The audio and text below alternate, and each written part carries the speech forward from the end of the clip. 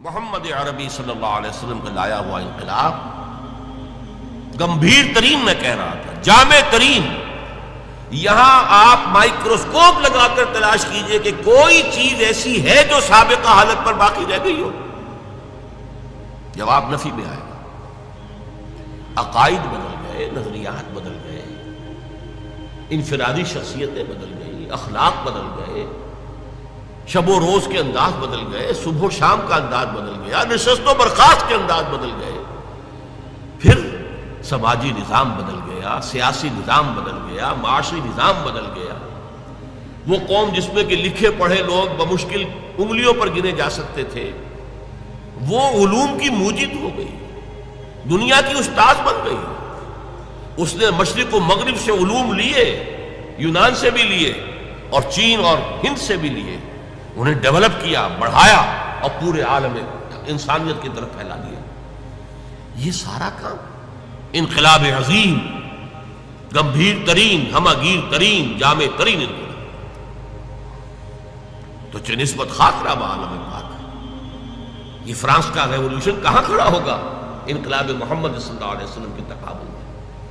مارس کا انقلاب کہاں کھڑا ہوگا انقلاب محمد صلی اللہ علیہ وسلم کے تناظر میں؟ نمبر 2،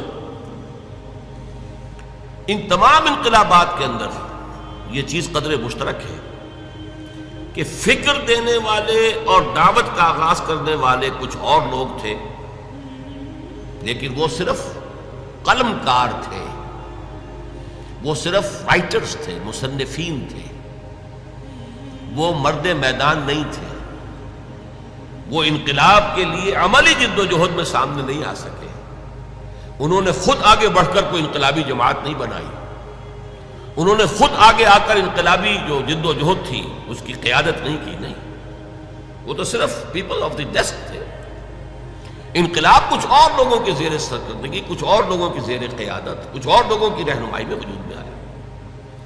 فرانس میں والٹیئر اور روسو مفکرین کی حیثیت سے، مصنفین کی حیثیت سے بہت اونچا مقام ہے، لیکن وہ میدان کے آدمی تھے ہی نہیں. یہی وجہ ہے کہ انقلاب فرانس جو ہے وہ بہت بلڈی ریولوشن کہلاتا ہے، اس لیے کہ قیادت کوئی تھی نہیں.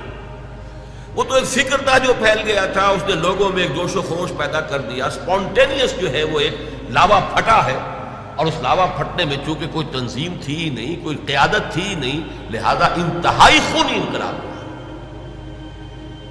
بہت بلڈی ریولوشن. اسی طریقے سے ذرا غور کیجئے، روس کے انقلاب بولشوک ریولوشن کی بنیاد داس کیپیٹال، ایک کتاب، کارل مارکس اس کا مصنف، اور اس کے ساتھ اس کا کو آتھر اینجلز، دونوں نے مل کر یہ کتاب لکھی ہے.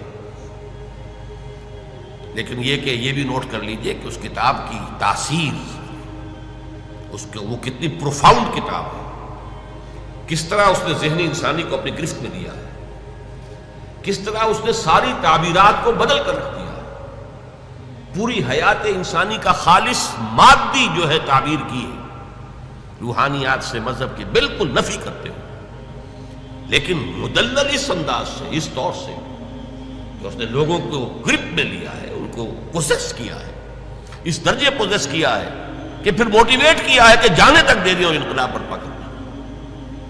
اس لیے اقبال نے کہا ہے، نیز پیغمبر ولیکن در بغل دارت کتاب، کتاب تھی اس کے پاس. جیسے کہ آپ کو معلوم ہے کہ محمد عربی صلی اللہ علیہ وسلم کا انقلاب اگر اسے ٹریس کریں گے تو وہ قرآن کے ذریعے سے وجود میں آیا. اتر کر ہرا سے سوئے قوم آیا اور ایک نسخے کیمیا ساتھ لایا. بہرحال اگرچہ قرآن کا تقابل کرنا داس کیپیٹال سے، یا داس کیپیٹال کا تقابل کرنا قرآن سے، یہ تو میرے نزدیک نامناسب ہے، لیکن یہ کہ آپ اس اعتبار سے ضرور نوٹ کیجئے کہ واقعتاً ایک کتاب ہے جس نے یہ عظیم انقلاب بولشوک ریولوشن برپا کیا. لیکن مارکس ہوں یا اینجل صاحب ہوں، دونوں رائٹرز تھے، بس مفکر تھے. انہوں نے اپنی کتاب لکھی جرمنی اور لندن میں بیٹھ کر، اور جرمنی اور لندن میں اس انقلاب کا کہیں وجود ہی نہیں واقع ہوا. وہ خود اپنی سرکردگی میں، اپنی قیادت میں کسی ایک گاؤں میں بھی انقلاب برپا نہیں کر سکے.